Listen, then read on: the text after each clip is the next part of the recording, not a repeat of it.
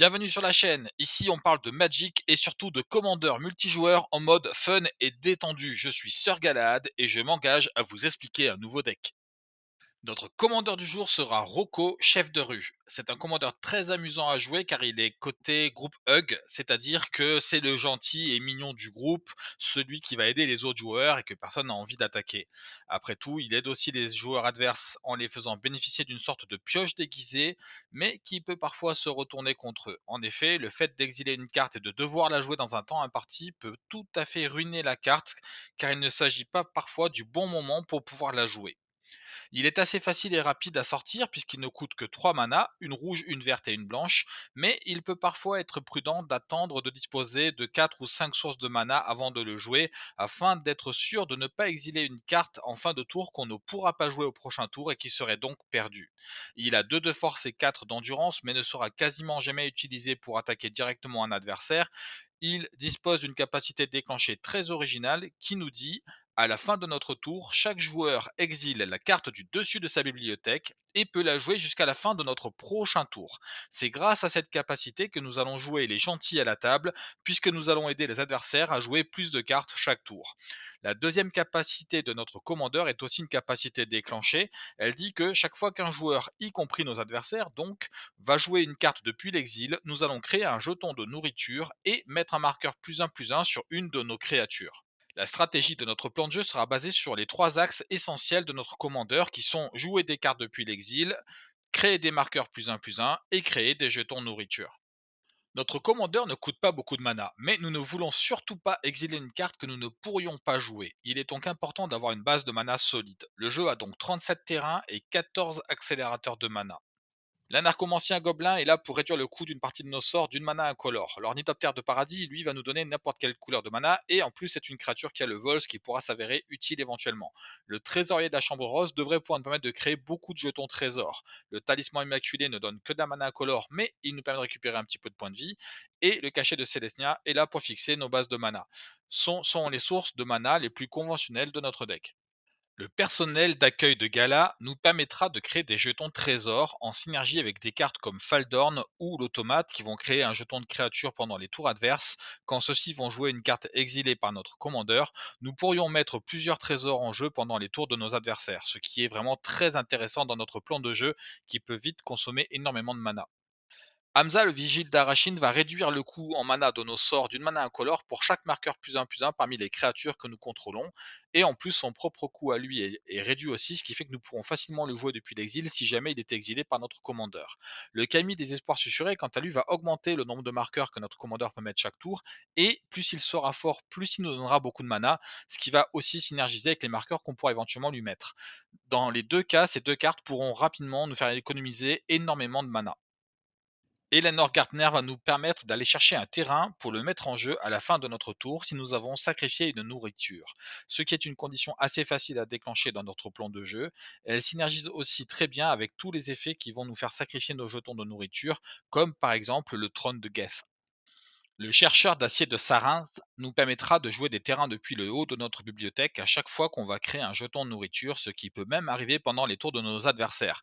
C'est une synergie très intéressante avec notre plan de jeu, mais notons que nous pouvons mettre la carte révélée dans notre cimetière, ce qui aussi peut synergiser avec Quintorius, le maître d'Octe, qui peut nous permettre à la fin du tour d'exiler une carte non créature dans notre cimetière pour pouvoir la jouer plus tard en sacrifiant un esprit, et nous la jouerons alors depuis l'exil, ce qui va donc déclencher à nouveau les capacités de notre commandeur et du coup déclencher de nouveau chercheur d'acier de Sarinthe. La statuaire inspiratrice, elle va nous permettre d'utiliser nos jetons de nourriture pour payer une partie du coût de mana de nos sorts non artefacts. Étant donné le nombre de sorts concernés, cet artefact peut rapidement s'avérer extrêmement utile dans notre deck. Le distributeur de Nuka-Cola n'est pas vraiment une carte budget, mais c'est une carte qui synergise de façon incroyable dans notre jeu.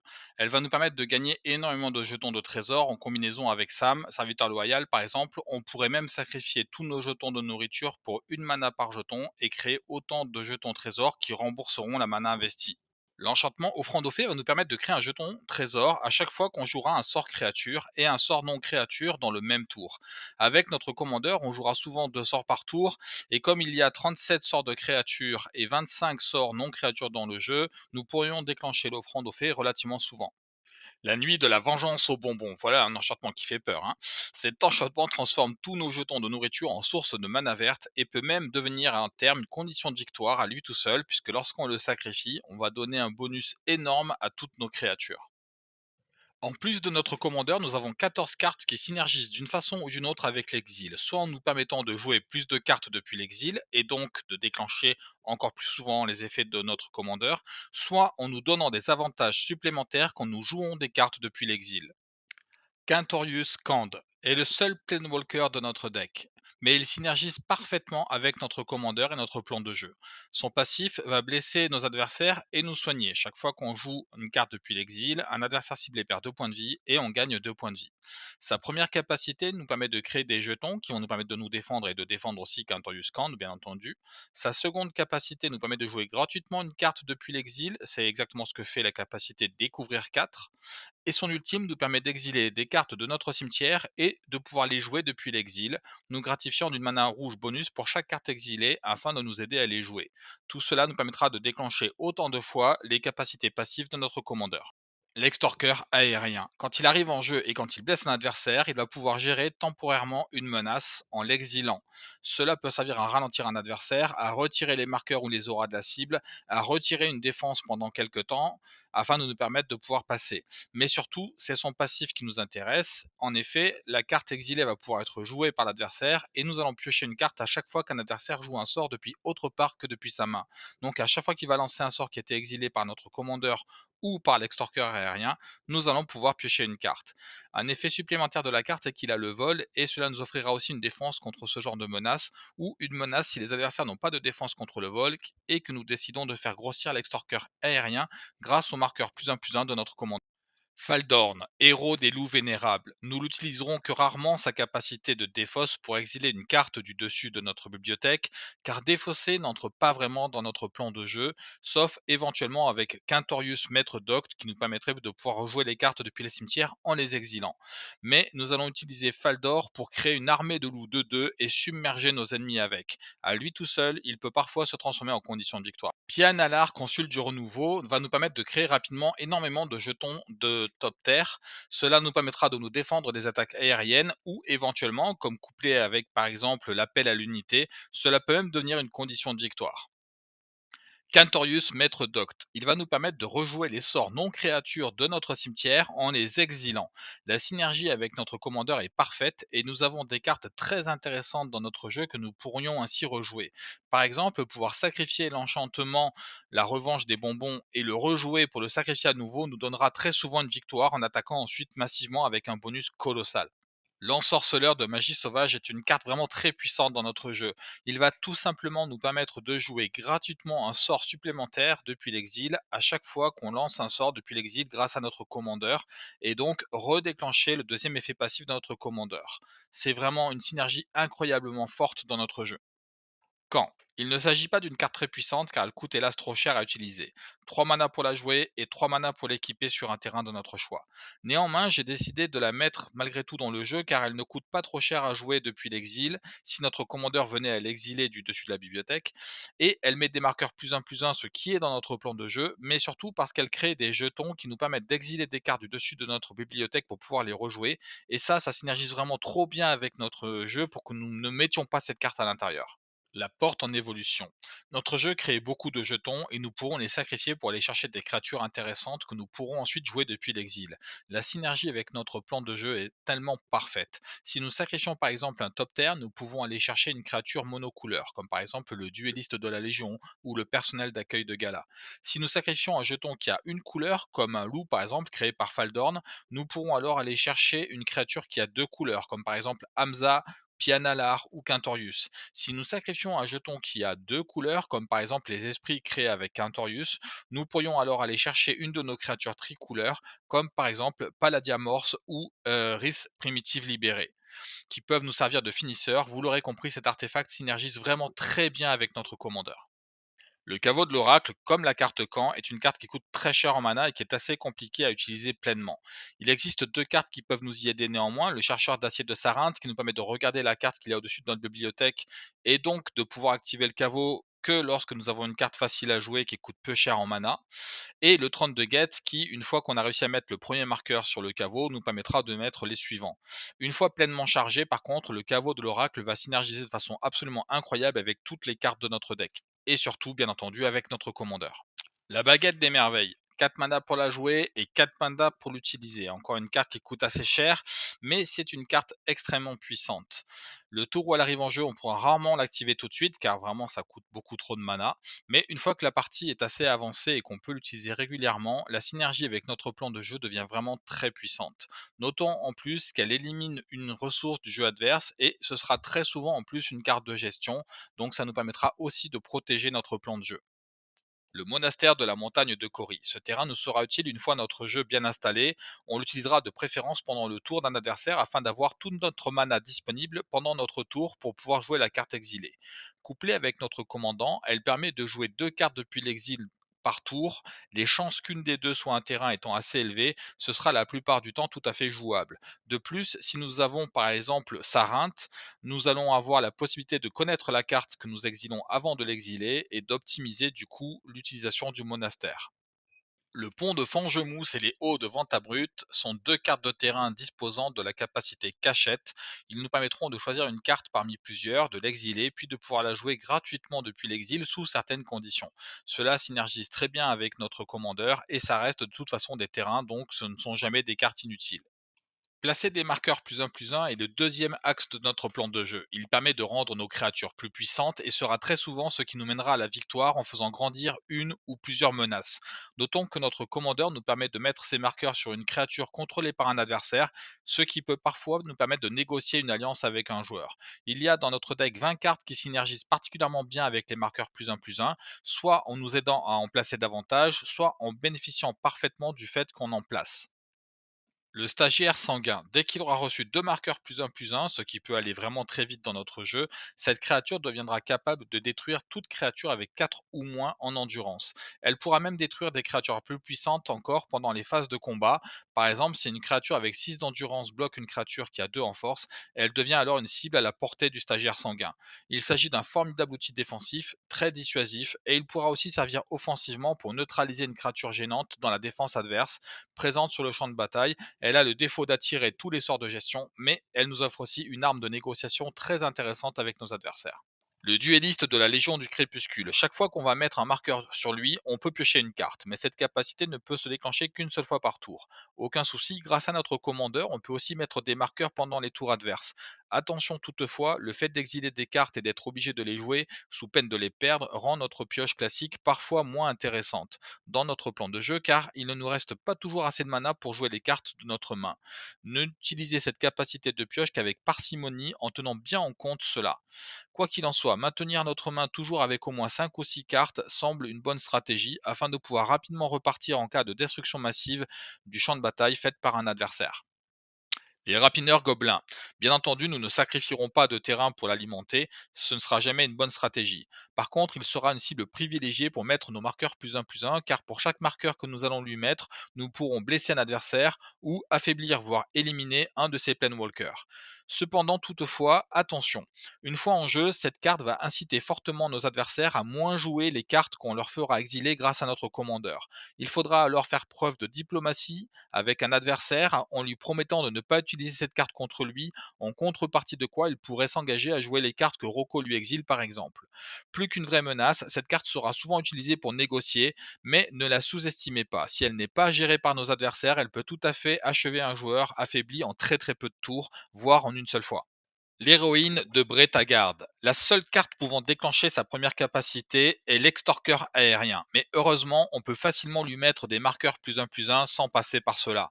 Dès qu'elle aura 5 marqueurs, on obtient une 6-6 avec le vol, ce qui est déjà très intéressant. Mais dès qu'elle a 10 marqueurs, on obtient alors une 11-11 vol indestructible qui en plus continuera de grandir au fur et à mesure qu'on l'alimente en marqueurs. C'est une carte qui peut rapidement devenir très puissante et qui sera souvent sous-estimée à son arrivée en jeu. Hamza, le vigile d'Arachine et le Kami des espoirs susurrés. On a déjà vu ces deux cartes au chapitre sur les sources de mana, je ne vais donc pas m'étendre sur elles, mais disons que leur synergie avec les marqueurs plus un font de ces deux cartes des incontournables de notre plan de jeu. Surtout si on commence à exiler beaucoup de cartes chaque tour, on aura vraiment besoin des réductions de mana de Hamza et de la quantité énorme de mana que le Kami peut générer pour pouvoir jouer ces cartes exilées. Lénore, souveraine de l'automne. Elle va nous ajouter un marqueur +1/+1 chaque tour, ce qui est parfait dans notre plan de jeu. Et elle nous permettra en plus de piocher une carte supplémentaire. Attention à ce sujet. Comme vu avec le duelliste précédemment, piocher trop de cartes peut parfois être un souci dans notre plan de jeu. Néanmoins, Lénore reste un atout majeur dans notre deck, ne la sous-estimez pas. Shalai et Alar est une des cartes maîtresses de notre jeu. Elle a le vol, la vigilance, elle pourra donc à la fois nous défendre et attaquer, ce qui est déjà formidable. Sa capacité à punir nos adversaires à chaque fois qu'on mettra un marqueur +1/+1 sur une de nos créatures est vraiment très très forte et en synergie avec toutes les cartes de notre jeu, principalement une carte comme par exemple l'enchantement Aria de Mayael ou le trône de Guess. Cet ange sera très souvent une condition de victoire et au minimum une formidable menace pour nos adversaires. Ne la posez pas trop tôt dans la partie car plus aucun adversaire n'aura envie de jouer les cartes que Rocco exile et en plus elle aura beaucoup de chances d'attirer les sorts de gestion. Le trône de Guess. Notre commandeur met des marqueurs +1/+1, c'est parfait, le trône va nous permettre de proliférer et donc d'augmenter cette quantité de marqueurs sur toutes nos créatures en même temps. Notre commandeur crée des jetons de nourriture, c'est parfait, il faut sacrifier un de ces jetons pour activer le trône. La synergie est juste parfaite. Très souvent, cette carte nous donnera la victoire en transformant nos petites créatures en menaces ingérables en seulement quelques tours. De plus, la synergie avec des cartes comme le caveau de l'oracle pour l'activer sans payer de mana, Quintorius Cand pour le faire grandir en marqueur loyauté plus vite sont aussi excellentes. L'aria de Mayael. Dès qu'on contrôle une créature qui a 5 ou plus en force, ce qui sera très facile avec notre commandeur qui rajoute des marqueurs +1/+1 régulièrement, cet enchantement va nous permettre de mettre un marqueur chaque tour sur chaque créature que nous contrôlons. C'est exactement notre plan de jeu, avoir plein de petites créatures et les faire rapidement grandir pour déborder nos adversaires. La seconde capacité de l'enchantement, qui nous donne 10 points de vie dès qu'on contrôle une créature qui a 10 ou plus en force, peut être plus compliqué à obtenir, mais en synergie avec une créature comme Latiel par exemple, peut nous donner la victoire au tour suivant. Cet enchantement est très puissant dans n'importe quel jeu, mais il l'est particulièrement dans notre plan de jeu. Ensemble pour toujours. Cet enchantement mettra deux marqueurs +1/+1 en arrivant, mais c'est bien entendu sa seconde capacité qui est incroyablement synergique dans notre jeu. Étant donné qu'on aura quasiment toujours des marqueurs sur toutes nos créatures, le petit point faible est qu'il nous faudra garder de la mana pour l'utiliser et en étant forcé à jouer les sorts que Rocco exile, ce sera parfois difficile d'en garder autant qu'on le voudrait. L'usine de Mishra, le village arboricole et le monastère de Nantuko sont des terrains que l'on peut animer en tant que créature à tout moment. Je les ai mis dans le deck car on peut parfois avoir envie de mettre un marqueur +1/+1 sur l'un d'entre eux et avoir ainsi une créature intéressante avec laquelle attaquer si jamais un adversaire détruit tout ce qui est en jeu à part les terrains. Les jetons de nourriture ne seront que rarement notre moteur de victoire, et pourtant ils sont le cœur de notre stratégie. La plus grande partie de nos synergies intéressantes sont basées sur ces jetons, essayez d'en stocker le plus possible, surtout ne les gaspillez pas. La chamane forge rêve, c'est la carte la plus chère en mana de notre jeu, et en plus il faut payer de la mana pour l'activer. Mais elle synergise vraiment très bien avec notre commandeur, celui-ci nous donne en effet des jetons de nourriture qu'on pourra sacrifier à la chamane et déclencher ainsi certains effets qui arriveront quand on sacrifie une nourriture, comme par exemple le distributeur de Nuka-Cola, et nous pourrons alors faire arriver en jeu gratuitement le prochain permanent non-terrain de notre bibliothèque. C'est vraiment un effet très puissant. Kadira, meneuse du minuscule. De prime abord, cette créature ne semble pas forcément très dangereuse, elle n'est qu'une 3/3 et elle doit traverser les défenses adverses pour déclencher son effet. Cependant, sa synergie avec notre commandeur est redoutable car Rocco va pouvoir lui mettre des marqueurs +1/+1 et elle a le piétinement. Il va aussi créer des jetons de nourriture pour rendre son effet dévastateur. Si elle parvient à passer une ou deux fois la défense adverse, la quantité de jetons de lapin qu'elle peut créer est telle que bien souvent nous remporterons la victoire le tour qui suit. Combiné avec des effets comme le sacrifice de l'enchantement de la revanche des bonbons ou l'enchantement appel à l'unité, la menace peut devenir démentielle. Eileen, Arbrise entremetteuse. La plupart du temps, on ne pourra créer qu'un jeton par tour. en début de partie du moins, mais une fois bien installé, on peut en créer beaucoup. Et là, sa capacité va devenir très intéressante. Néanmoins, au pire des cas, sa capacité reviendra simplement à piocher une carte, ce qui est déjà très bien. En synergie avec certaines de nos cartes, comme par exemple Kadira, elle peut devenir beaucoup plus forte. Gardez à l'esprit que notre commandeur va nous obliger à jouer des sorts qu'il a exilés et parfois bloquer une part importante de notre mana. Piocher beaucoup ne sera pas toujours une bonne stratégie, au risque de devoir piocher des cartes qu'on devra défausser. La tielle, l'aube de générosité. Cette carte synergise incroyablement bien dans notre plan de jeu, puisque chaque fois qu'on va sacrifier nos nourritures pour gagner 3 points de vie, on pourra à la fin du tour ajouter 3 marqueurs plus un répartis comme on le souhaite entre nos autres créatures. La synergie avec des cartes comme les rapineurs gobelins, l'héroïne de Bretagarde ou Kadira meneuse de minuscules est vraiment très puissante et peut changer chacune de ces cartes en une condition de victoire très rapidement. Le principal point faible de la tielle est qu'elle n'est qu'une de 2 et qu'elle ne peut pas mettre ses marqueurs sur elle-même, mais si on la fait grandir avec notre commandeur, obtenir une puissante créature lien de vie peut devenir très fort avec son effet de fin de tour. La tielle est une des cartes maîtresses de notre jeu, ne la sous-estimez surtout pas et ne la sacrifiez surtout pas inutilement. Le Vigile Pégase. Cette carte coûte très cher en mana, mais comme elle peut être jouée pour son coup d'aventure, même si nous devions l'exiler avec notre commandeur, on aura toujours une chance de pouvoir la jouer.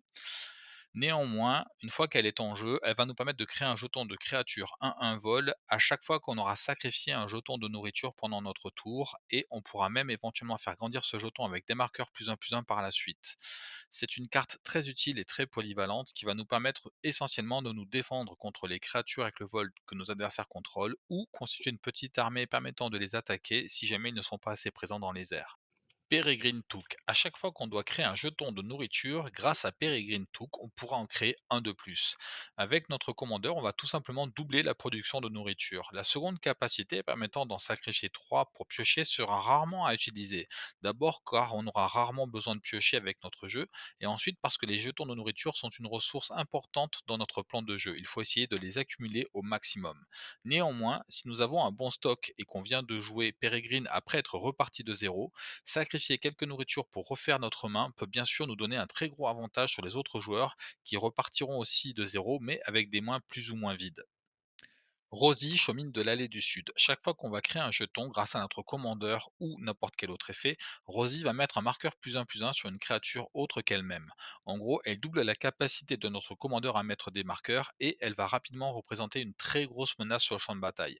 Même couplée avec les plus modestes de nos créatures, cette capacité peut la rendre incroyablement puissante. Sam, serviteur loyal. Il synergise incroyablement bien dans notre plan de jeu. Non seulement il crée lui aussi des nourritures indépendamment de notre commandeur, mais en plus il réduit le coût pour les utiliser à une seule mana, ce qui pourra parfois nous sauver la vie. Et plus d'une fois, survivre à une attaque massive grâce à ça m'a donné la victoire juste après. Ne sous-estimez pas l'impact de cette carte dans notre plan de jeu, il est vraiment très fort. L'automate hangar enjambeur, un ajout majeur à notre plan de jeu. Chaque fois qu'on va créer un jeton de nourriture, on va aussi créer un mécanoptère. C'est vraiment très puissant car nous pouvons vraiment créer énormément de nourriture et donc produire une armée énorme de créatures volantes.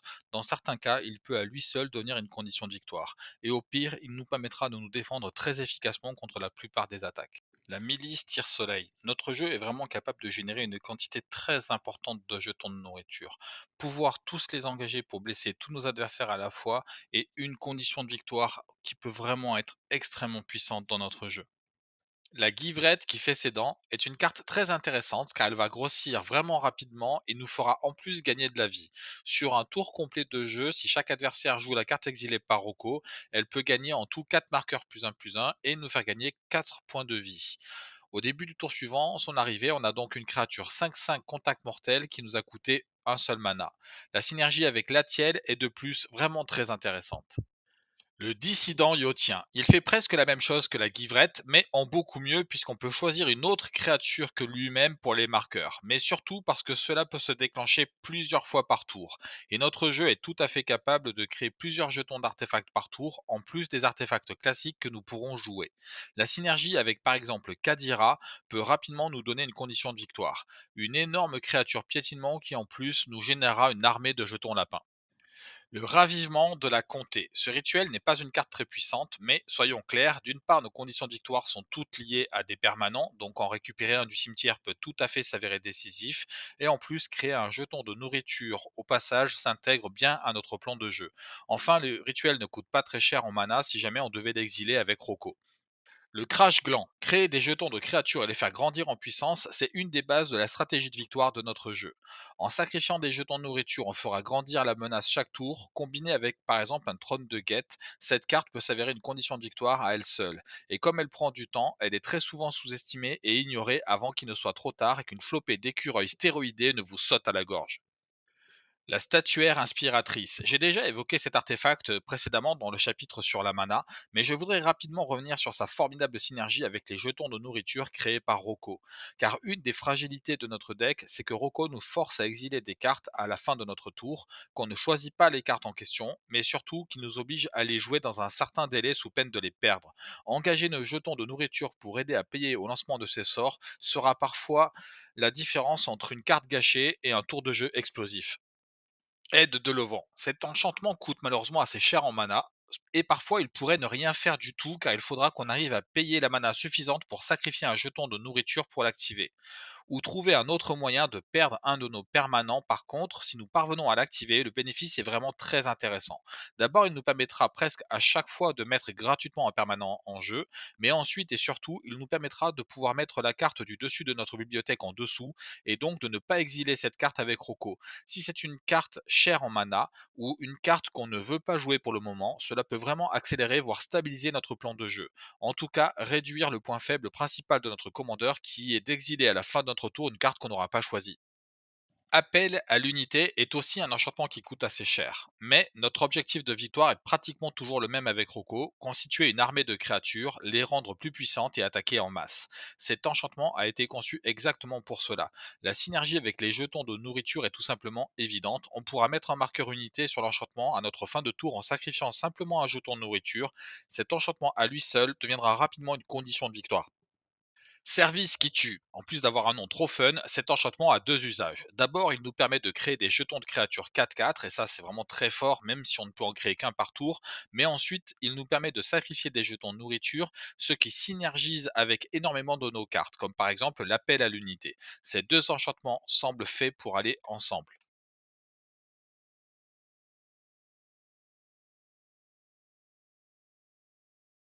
Othelme. Cette créature nous permettra de sauver une autre créature au moment où celle-ci est détruite. Hélas, on récupérera la créature sans les marqueurs plus 1 qu'elle aurait pu avoir sur elle, et ça c'est un gros défaut. J'envisage vraiment de remplacer cette carte par l'artefact Meule de Foin qui synergise beaucoup mieux dans notre deck.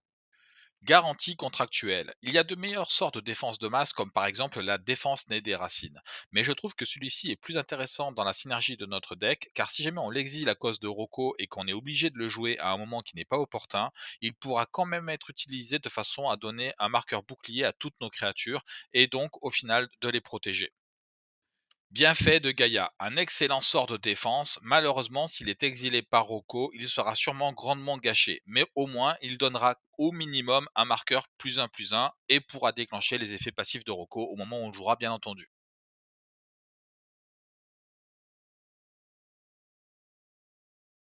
Paladiamorse, la destructrice. Une créature qui a le vol, qui a le piétinement et qui restera inciblable par nos adversaires tant qu'on le décidera.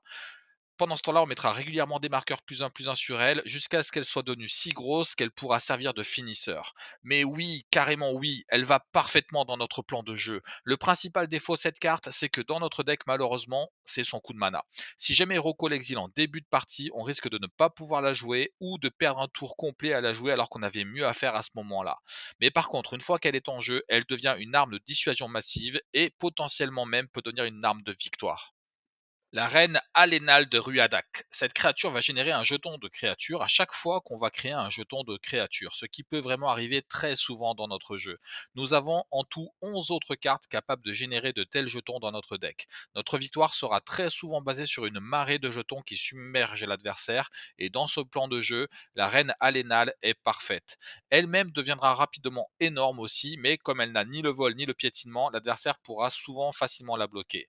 Une de ses capacités masquées sera cependant de détruire une créature adverse par tour, puisqu'elle sera déclarée bloqueuse systématiquement. Pour seulement 3 mana, la reine est un atout majeur dans notre plan de jeu. Rith, la primitive libérée, une des plus puissantes cartes de notre jeu et une de nos conditions de victoire, sans rien ajouter d'autre que notre commandeur. Avec seulement un ou deux marqueurs plus un sur elle, elle déclenchera sa capacité à chaque tour en détruisant un bloqueur, ou au pire, elle punira les points de vie de l'adversaire de façon démoniaque, s'il ne peut pas la bloquer. Et créer des jetons de dragon 4-4 vol à chaque tour, c'est bien entendu incroyablement puissant. Le fait qu'elle ait parade 2 est un bonus non négligeable. Notre jeu contient relativement peu de sorts de gestion, car notre principale arme de gestion sera la diplomatie et la négociation avec les autres joueurs. Rappelez-vous que notre commandeur va aider les autres joueurs en leur faisant entre guillemets piocher des cartes. On est là pour jouer le gentil, aider tout le monde et essayer de se faire oublier. L'hérétique via Shino est une créature redoutable. Elle va pouvoir détruire un artefact chaque tour tout en grignotant en plus les points de vie adverses à chaque utilisation. Et en plus, il ne coûte que 3 mana à mettre en jeu. Si on l'exile avec Rocco, on pourra le jouer sans difficulté. Les artefacts puissants sont devenus monnaie courante dans les jeux désormais. Cette carte ne sera jamais inutile.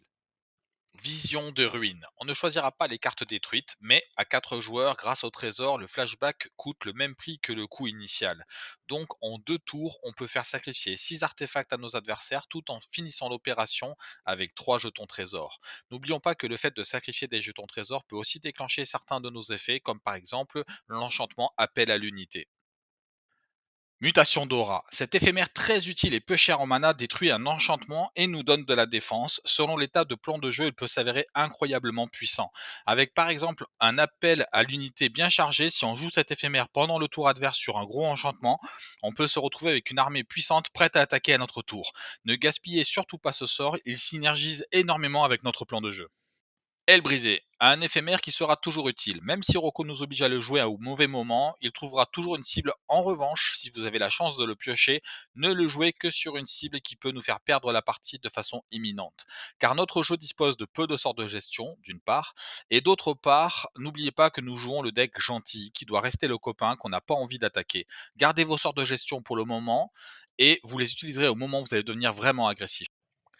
La pioche est un vrai sujet dans notre deck. En effet, Rocco nous oblige à exiler et à jouer une carte par tour. Piocher n'est pas aussi fort dans notre plan de jeu que ça l'est généralement, et du coup cet enchantement, l'ascendance des Cabaretti, pourrait ne pas avoir sa place dans notre jeu. Cependant, en fait, il peut nous permettre de mettre une carte inintéressante sous notre deck, et cela pourra souvent nous aider. Et puis la majorité de nos sorts de créatures coûtent 4 mana ou moins, et seront donc toujours jouables même si elles sont exilées par Rocco. Rocco est vraiment un commandeur tout à fait à part. Il est original, très amusant à jouer. Une très grosse partie de sa stratégie repose sur la diplomatie et la discussion avec les autres joueurs pour qu'ils vous perçoivent comme le gentil qui les fait jouer gratuitement une carte de plus par tour. Et pour négocier avec eux afin qu'ils jouent la carte exilée même s'ils n'ont pas besoin de la jouer. Et pourtant, de façon surprenante, il s'avère qu'au final il est aussi très fort. Il m'est souvent arrivé de gagner des parties avec ce deck qu'on ne voit pas venir car en général les joueurs se concentrent sur les commandeurs plus menaçants. Essayez-le, je vous garantis que vous allez beaucoup vous amuser. Je vous remercie de m'avoir écouté jusqu'à la fin. Cette vidéo est maintenant finie. Faire ces vidéos demande beaucoup de temps et d'efforts et je débute dans cette nouvelle passion. Aussi, si vous pouvez mettre un pouce, vous abonner ou encore mieux partager cette vidéo autour de vous, cela m'aiderait énormément. J'apprécie aussi un petit commentaire auquel je serais ravi de répondre. À très bientôt pour une prochaine vidéo. Je suis Sir Galahad et je vous souhaite plein de parties pleines de fun.